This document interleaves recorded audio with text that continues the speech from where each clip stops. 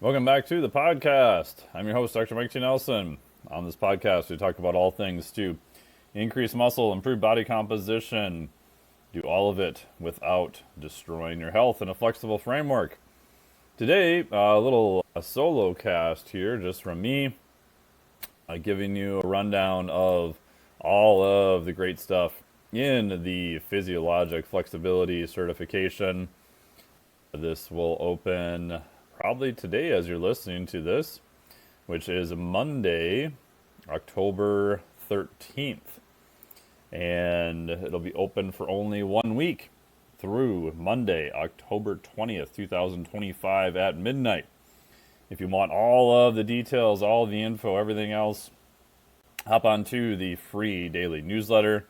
I've got a ton of information going out this week about it, and that'll be your best source if you have any questions to just hit reply once you're on the newsletter, and I will get all of your questions answered for you.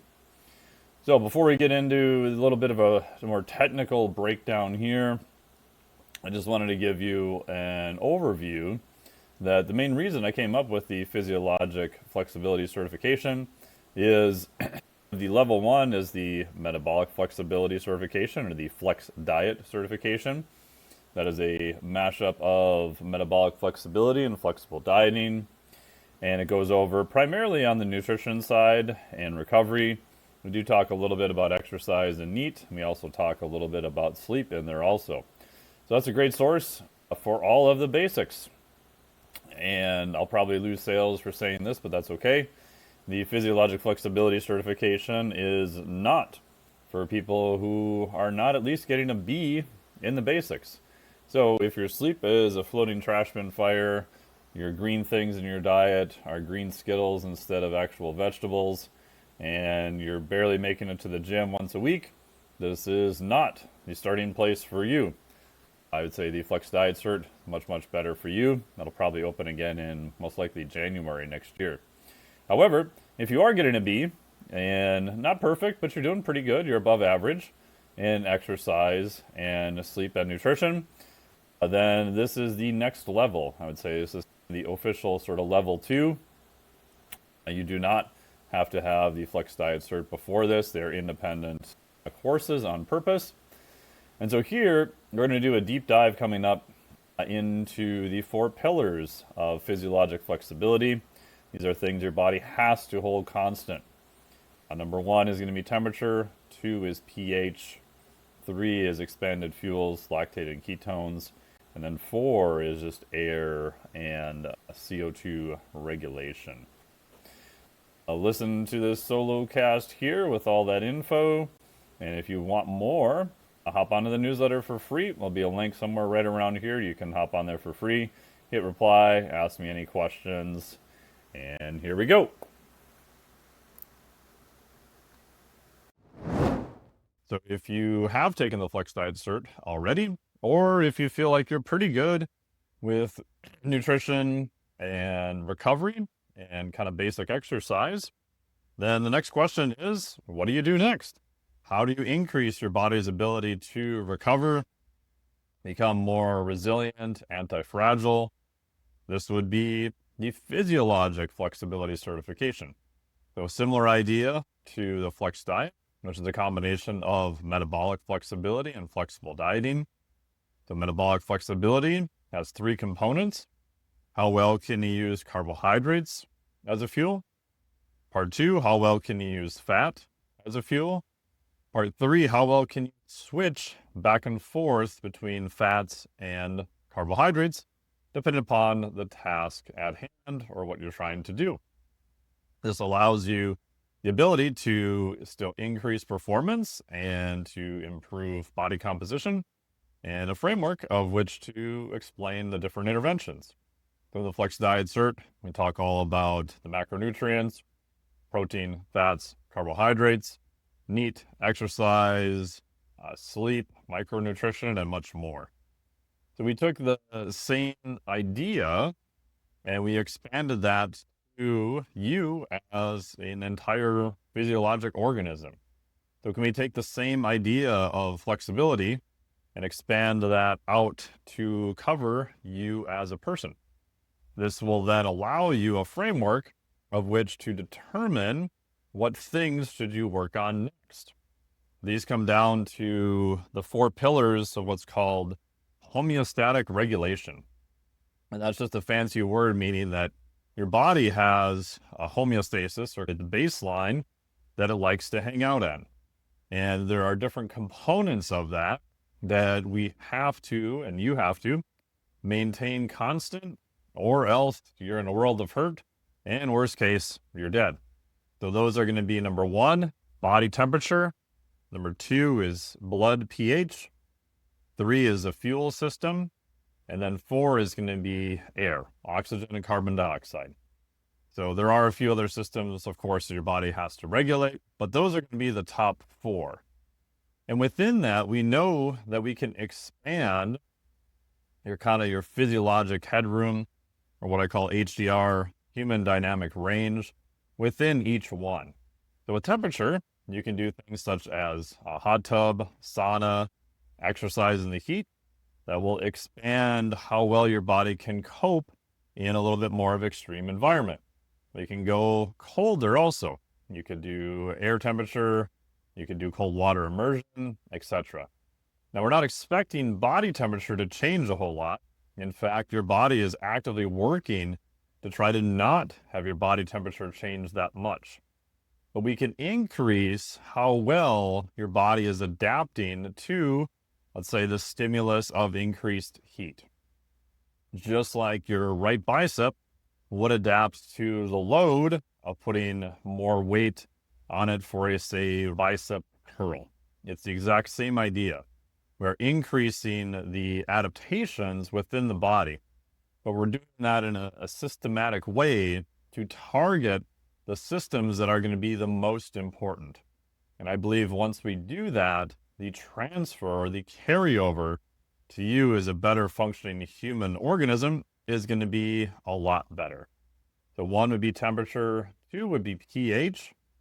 Again, we don't expect blood pH to change that much at all. If it does, you're going to be in a world of hurt. But you can do crazy stuff like really high intense intervals. These are commonly called in the lab wind gates. This is a high output of 30 to maybe 60 seconds. There's different types. That's relatively short, extremely high output, typically done on a bike, potentially a rower or other modalities. And they are not fun at all. If you've ever done them, you're easily in excess of 100% of your VO2 max. They are ridiculously hard, but if they're done in the correct manner, they are very effective. And when you do that, you are literally dumping acid into your bloodstream. You're producing a ton of what's classically called lactic acid. This is better known as lactate plus hydrogen ions. Hydrogen ions are literally the definition of a change in pH, the change in the concentration of hydrogen ions. So you're dumping these hydrogen ions from the muscle into the bloodstream in the local area. And this has a potential to then change the local and overall pH. So your body has to get better at buffering this via different systems. The 2 main systems are going to be the intra and inter-muscle buffering. The main one there is going to be something like the supplement beta-alanine. Beta-alanine is consumed around 6 grams total per day, maybe 3 grams, depending upon the research. This forms with the other amino acid that's in the body, L-histidine, and forms intramuscular carnosine. So carnosine is a buffer of hydrogen ions. We also have buffers that are more located in the blood. Bicarbonate is going to be the main one. And there are supplements you can take to increase blood levels of bicarbonate. You do have to be careful with that because you end up with some GI distress if you get a little bit too crazy. So there are ways that we can augment these adaptations to the system of pH. So in fuels, we expand that out to the high end of carbohydrate use, which is going to be the formation of lactate and hydrogen ions. So you're starting to see how these systems now overlap. If you are doing, let's say, a 30-second wind gate, which is all out max for 30 seconds, Your body is producing a ton of lactate and hydrogen ions. So we have to contend with the hydrogen ions that are trying to change the potential pH. But lactate actually is a very good high energy fuel. Your brain loves to use lactate. The cardiac system loves to use lactate. The muscle itself can pull lactate and use it directly as a fuel. Otherwise, it can also go to the liver and be converted to glucose via the Cori cycle. That does take a little bit longer. Spinning off lactate is not necessarily an issue. It's the pesky hydrogen ions that come with it. So we talk about what to do with the fuel system when you're using a lot of carbohydrates for fuel. And again, this is going to be great for weight training, high intensity intervals, speed, power generation, etc. On the other end, related to metabolic flexibility, the cousin of high fat use is going to be ketones. Ketones are spun off when the body is using a ton of fat, generally in a low carbohydrate condition. Ketones have some very fascinating effects upon physiology. Again, the cardiac system and the brain love to use ketones. They may be used as a fuel for muscle. Some of that is a little bit debatable depending upon the context. But the spin-off of the ketones, the ketone bodies, we can now potentially get via a supplement. So you do not necessarily only have to do a ketogenic diet. With supplements now, we can increase ketones, these ketone bodies in the bloodstream, while still potentially having a higher carbohydrate, even moderate carbohydrate background. So this opens up some very cool things we can do related to physiology on both the fat end of the spectrum via ketones and also the carbohydrate end of the spectrum via lactates. Part 4 is going to be air, how you breathe oxygen and get rid of CO2. While that sounds very simplistic, it gets to be really messy really fast. Again, all these systems are overlapping. And the one, I think, mistake I made with the early version of the class when it first came out is I spent 2 years before I even had the first class done with iterations of it. I started thinking about this and writing notes down and reading the research and all that stuff for literally a decade before I even attempted to do the first version of the class. And the issue I had was teaching them as a little bit separate systems because it is much easier to understand. If you throw everything at you, it's very complicated and complex, and it becomes very hard to understand the components.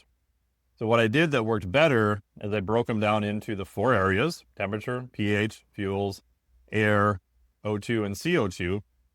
And then within that, showing what are the overlap and why this is important. I think on that second part, this is like the 4th iteration of this version of the class. I've gotten much better at showing them individually, and then as the class progresses, how they all fit together. And again, why this is important. Because without understanding it, you'll probably make mistakes and apply the wrong intervention at the wrong time, which can lead to worse results, especially for more effort that's applied. And if you can understand the big picture, you'll know the context of what direction to go in. It's going to be impossible, even with a longer certification like this, to go through every possible scenario that you're going to run into. So knowing the context there, how these systems work and why focusing on the hormetic areas, or I should say homeostasis areas, is going to be better. As the class evolves, I've been adding more videos now to show how they're related and why they're useful. So each intervention has 10 specific action items, so you'll know exactly how to apply it within the framework of that area. And like I said, I'm adding more videos currently right now to show how these are all interrelated. And again, the physiology in this area does get complex. For example, the O2, the CO2 area, and I think that was the hardest area to do right after the cold water immersion research. I think that one took me almost a year to get the modules finally out. I am very happy with how they turned out. So here's an example of why this stuff matters and an action item you can look at from a high level that's useful. So now with technology, I'm a big fan of using heart rate variability. There's various devices to measure that. The Oura Ring is good for sleep, or we can have a debate about how accurate it is for sleep cycles. I think three of the underappreciated areas from Oura, just as an example, and there's other devices that'll do this. My Garmin watch will do this. I know the Apple Watch will do this. Heart rate variability measurements we can get from that. That has some pros and cons. So there's a few gotchas to watch out for that, especially if you have athletes who have extremely low resting heart rates, but it's generally helpful. Body temperature, which Oura is actually very accurate with. I found that that's super useful. I've noticed it is tied to metabolism and potentially metabolic rate, or at least appears to, assuming that your last meal is at a normal time. And then also to cross-check with heart rate variability to see if you're really having some immune hits. All right, so everybody knows that if your immune system is becoming overtaxed, temperature will go up. And so we can see that in the temperature. The third is the respiratory rate. Now keep in mind when we're looking at Oura, for example, or Garmin or whatever, most of the time they're going to measure respiratory rate over the course of sleep. So if we exclude people who have sleep apnea, which I have seen that a fair amount, which is going to be a referral out, respiratory rate's going to get very screwed up in that case. The new Oura and some of the other devices also have oxygen saturation. So we can look at that and get a really good idea, does this person need a referral out for a sleep study?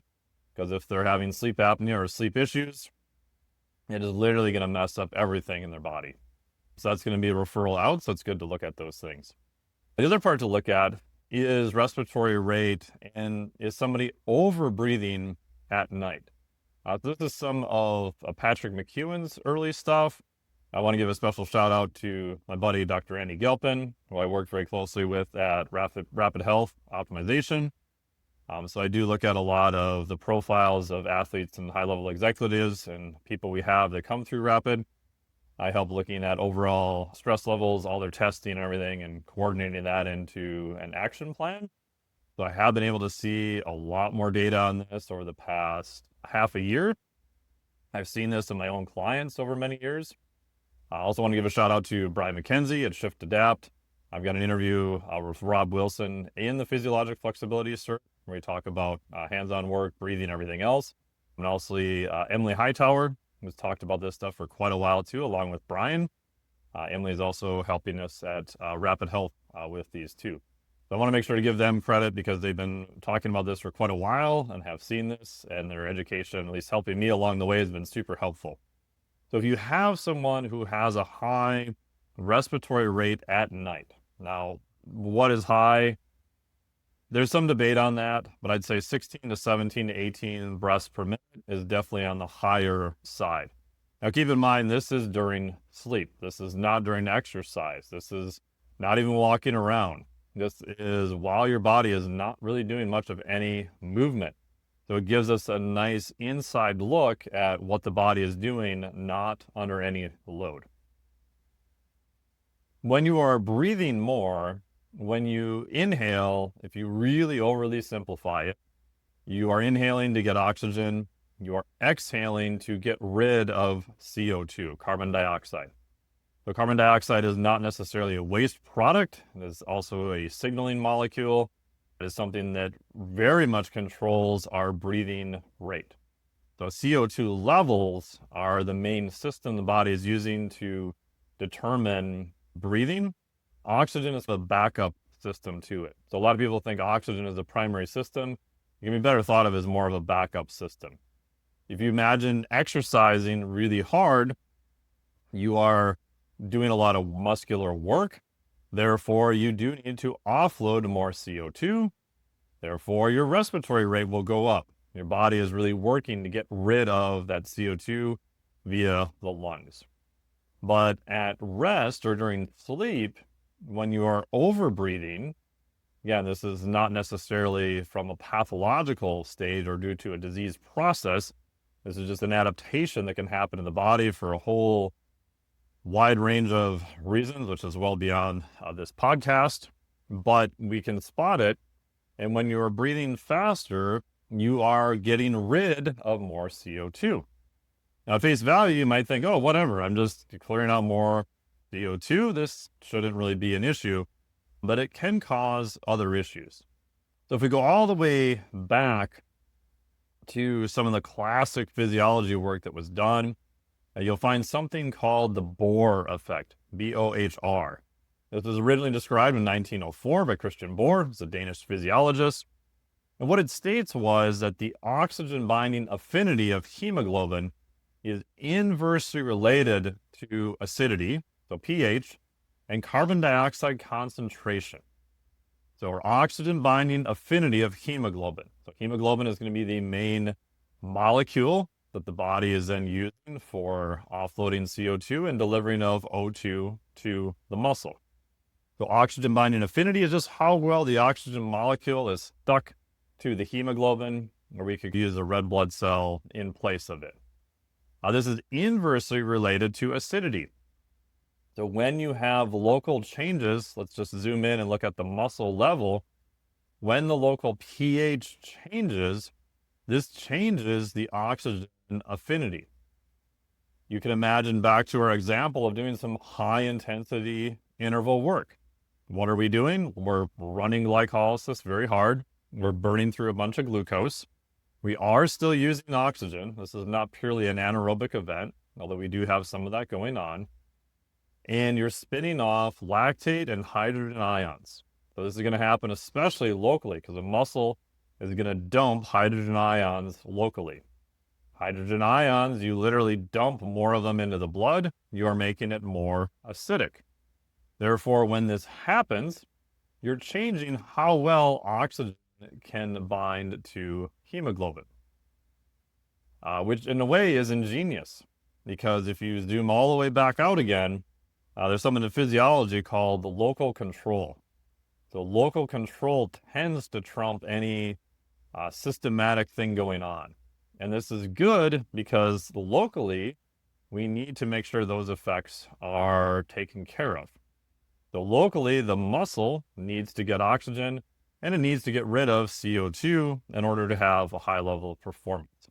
So if we go back to what is called the Bohr effect, the oxygen binding affinity of hemoglobin is inversely related to acidity and carbon dioxide concentration.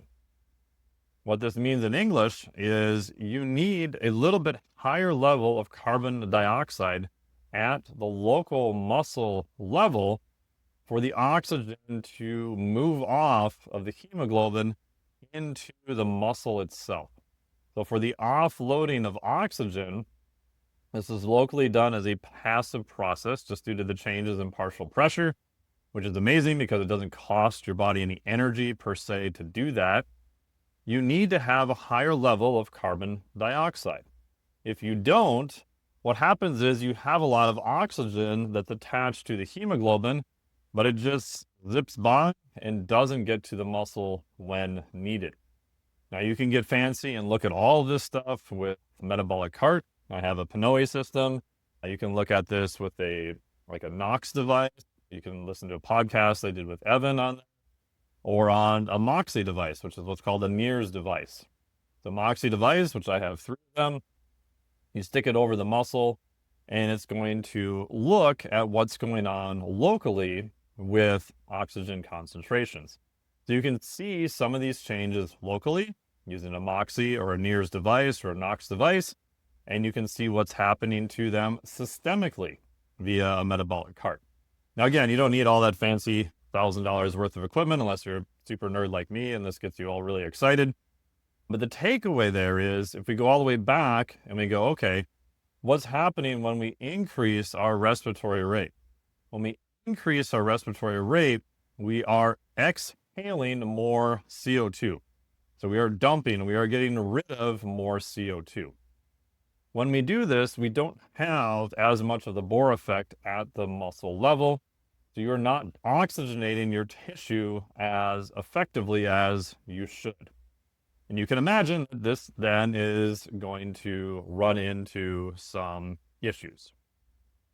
The Bohr effect explains how a low pH, remember it said acidity, decreases hemoglobin's affinity for oxygen. So this makes it also much more likely to offload. So those changes in pH that we saw when the muscle is becoming more acidic benefits the muscle to try to get more oxygen in.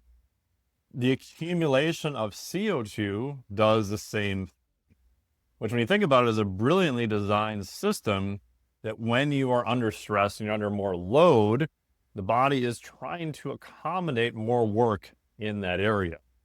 However, if we have something like respiratory rate, for whatever reason, is increased, we are then changing CO2 as part of that equation. That is going to change how well oxygen can get to tissues.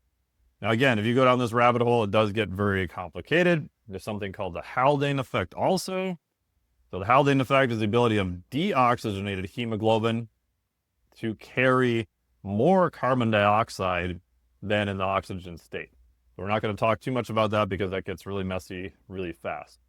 But the high level view of all of this is to say that these regulatory systems within the body, temperature, pH, fuels, air, are all related to each other. And with some of the modern wearable devices, we can try to unwrap some of this stuff. Now, we won't know chicken or egg, we won't know what caused what, but we can see that in the case of an increased respiratory rate, then getting rid of too much CO2 is going to lead to some issues, especially with performance.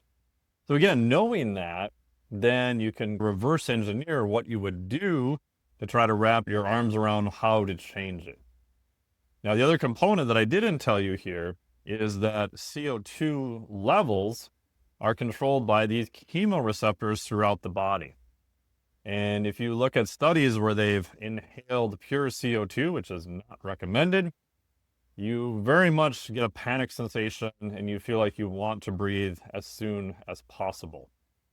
But these chemoreceptors that are detecting CO2 levels in the body, because this is the main way the body is trying to determine breathing, they have a kind of a gain range, and the gain on them can be changed over time, meaning your body can get accustomed or hypersensitive to CO2 levels. This can result in trying to breathe at a little bit faster rate. Now, the good part is these can be changed over time. So if you are someone who is overbreathing at rest, you're not necessarily stuck there, because the beauty of all the systems is that it's very adaptable. The question then is, what stimulus do you need to put in to get it to adapt in a better direction? Knowing what we just talked about, you would want to try to target a slight increase in CO2 levels, but not ridiculously high levels.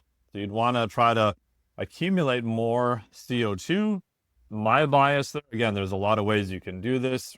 Some breath work can be useful in that area.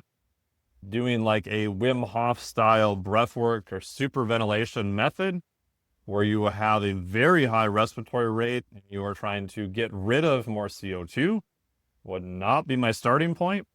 You would want to do the opposite. You would want to have slightly higher levels of CO2, and you would want to prolong that for a period of time.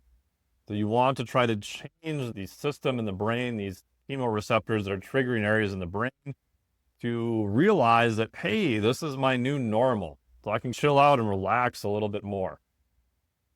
So Brian McKenzie's talked a lot about this with like zone 2 training, or he has a gear system, which is super useful. Low to moderate intensity work. So zone 2, generally you're going to be able to have a conversation. It'll feel like you are exercising or someone is listening in.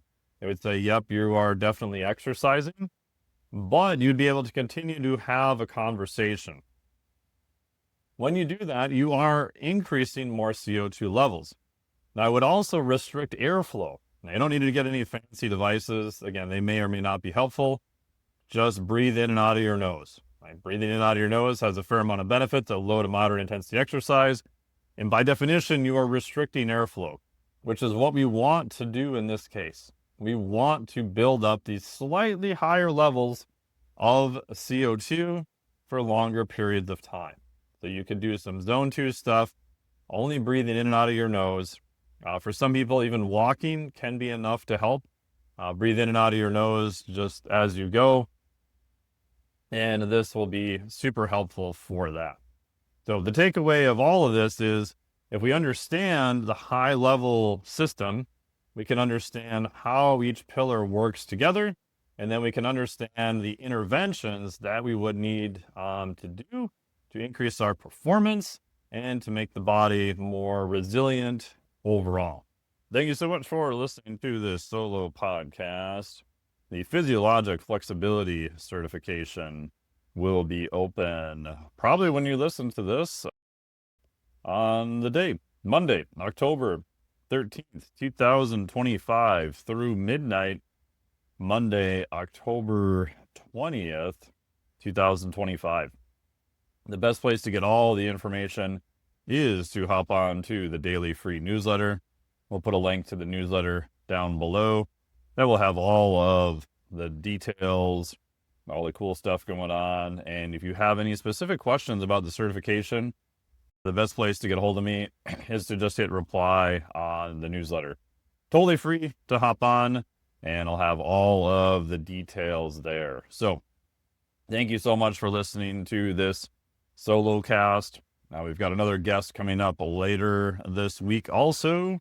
And thanks again for listening. I hope to see you in the Physiologic Flexibility Certification. That's the last time it'll be open for this year, 2025.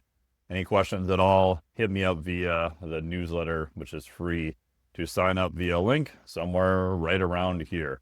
Thank you so much. Personally, I don't care for puppets much. I don't find them believable. I don't believe you. This podcast is for informational purposes only. The podcast is not intended as a substitute for professional medical advice, diagnosis, or treatment. You should not use the information on the podcast for diagnosing or treating a health problem or disease or prescribing any medication or other treatment. Always seek the advice of your physician or other qualified health provider before taking any medication or nutritional supplement, and with any questions you may have regarding a medical condition. Never disregard professional medical advice or delay in seeking it because of something you have heard on this or any other podcast. Reliance on the podcast is solely at your own risk. Information provided on the podcast does not create a doctor-patient relationship between you and any of the health professionals affiliated with our podcast. Information and statements regarding dietary supplements are not intended to diagnose, treat, cure, or prevent any disease. Opinions of guests are their own, and this podcast does not endorse or accept responsibility for statements made by guests. This podcast does not make any representations or warranties about guest qualifications or credibility. Individuals on this podcast may have a direct or indirect financial interest in products or services referred to therein. If you think you have a medical problem, consult a licensed physician